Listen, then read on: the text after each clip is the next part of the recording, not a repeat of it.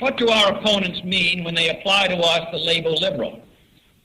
If by liberal they mean, as they want people to believe, someone who is soft in his policies abroad, who is against local government, and who is unconcerned with the taxpayer's dollar, then the record of this party and its members demonstrate that we are not that kind of liberal. But if by a liberal they mean someone who looks ahead and not behind, someone who welcomes new ideas without rigid reactions, someone who cares about the welfare of the people, their health, their housing, their schools, their jobs, their civil rights and their civil liberties, someone who believes that we can break through the stalemate and suspicions that grip us in our policies abroad. If that is what they mean by a liberal, then I'm proud to say that I'm a liberal.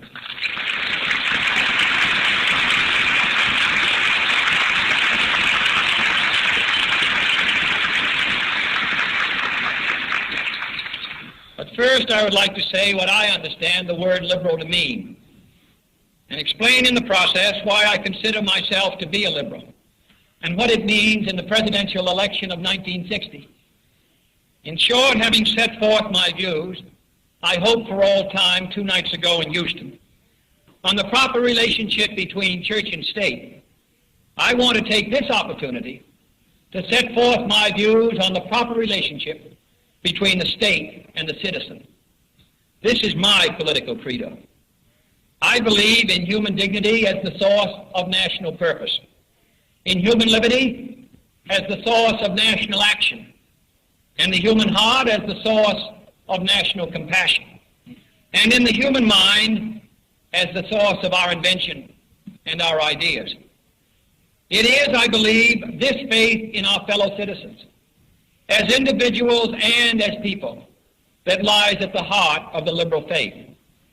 For liberalism is not so much a party creed or a set of fixed platform promises, as it is an attitude of mind and heart, a faith in man's ability, through the experiences of his reason and judgment, to increase for himself and his fellow men the amount of justice and freedom and brotherhood which all human life deserves.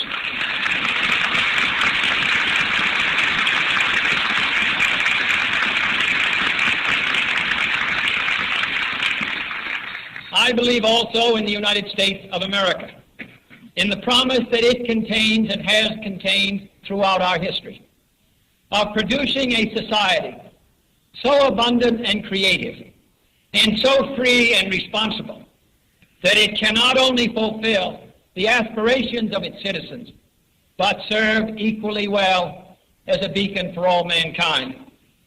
I do not believe in a superstate. I see no magic to tax dollars, which are sent to Washington and then returned.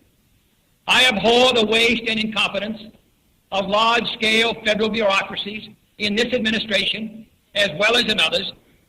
I do not favor state compulsion when voluntary individual effort can do the job and do it well.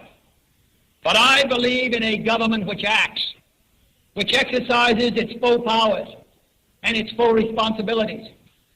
Government is an art and a precious obligation. And when it has a job to do, I believe it should do it. And this requires not only great ends, but that we propose concrete means of achieving them. Our responsibility is not discharged by an announcement of virtuous ends. Our responsibility is to achieve these objectives with social invention, with political skill, and executive vigor. I believe for these reasons that liberalism is our best and our only hope in the world today.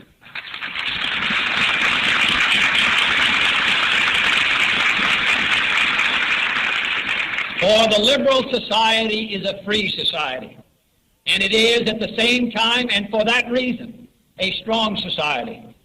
Its strength is drawn from the will of free people committed to great ends and peacefully striving to meet them. Only liberalism, in short, can repair our national power, restore our national purpose, and liberate our national energies. And the only basic issue in the 1960 presidential campaign is whether our government will fall in a conservative rut and die there, or whether we will move ahead in the liberal spirit of daring, of breaking new ground, of doing in our generation what Woodrow Wilson and Franklin Roosevelt and Harry Truman and Adlai Stevenson did in their time of influence and responsibility.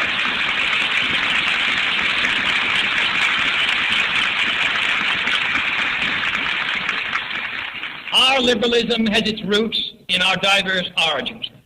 Most of us are descended from that segment of the American population which was once called an immigrant minority.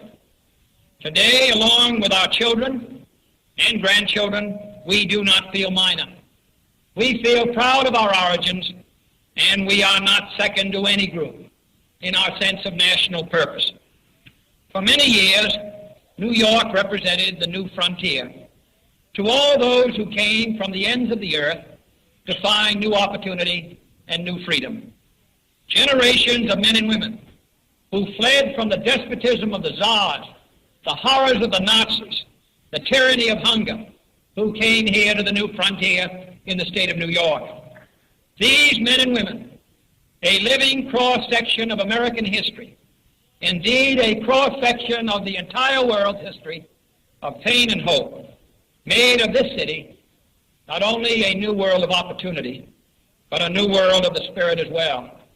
Tonight we salute Governor and Senator Herbert Lehman as a symbol of that spirit.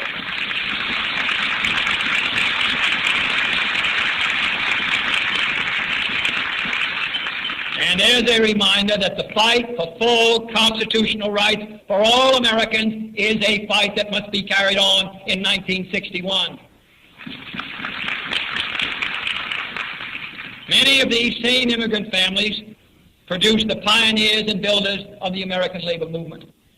They are the men who sweated in our shops, who struggled to create a union, who were driven by longing for education for their children and for their children's development. They went to night schools. They built their own future, their union's future and their country's future, brick by brick, block by block, neighborhood by neighborhood, and now in their children's time, suburb by suburb. Tonight we salute George Meany as a symbol of that struggle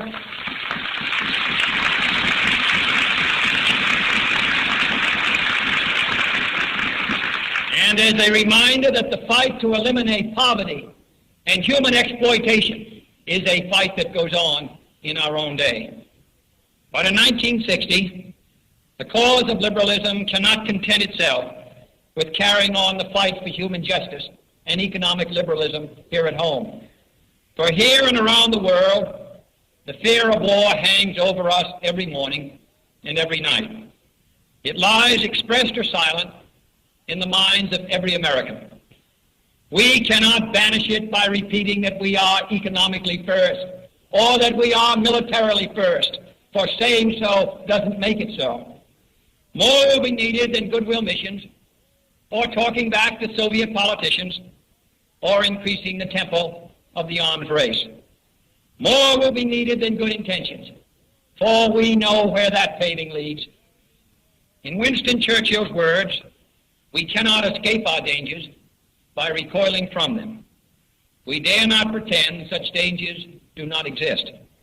And tonight we salute Adlai Stevenson as an eloquent spokesman for the effort to achieve an intelligent foreign policy.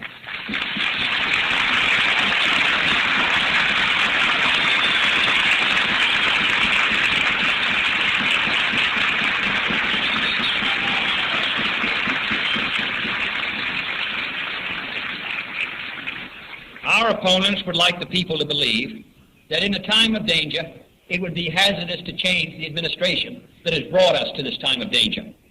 I think it would be hazardous not to change. I think it would be hazardous to continue 4 more years of stagnation and indifference at home and abroad, of starving the underpinnings of our national power, including not only our defense, but our image abroad as a friend. This is an important election. This is an important election in many ways, as important as any in this century. And I think that the Democratic Party and the Liberal Party here in New York, and those who believe in progress all over the United States, should be associated with us in this great effort. The reason that Woodrow Wilson and Franklin Roosevelt and Harry Truman and Adlai Stevenson had influence abroad, and the United States in their time had it, was because they moved this country here at home. Because they stood for something here in the United States of expanding the benefits of our society to our own people. And the people around the world look to us as a symbol of hope.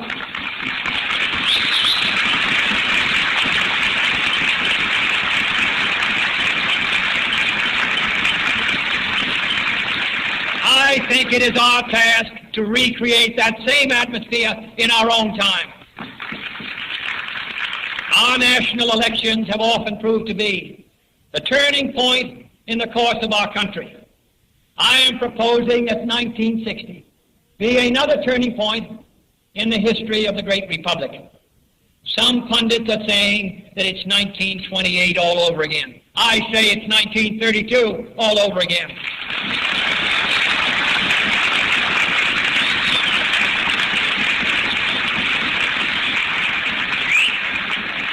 I say it is the great opportunity that we will have in our time to move our people and this country and the people of the free world beyond the new frontiers of the 1960s.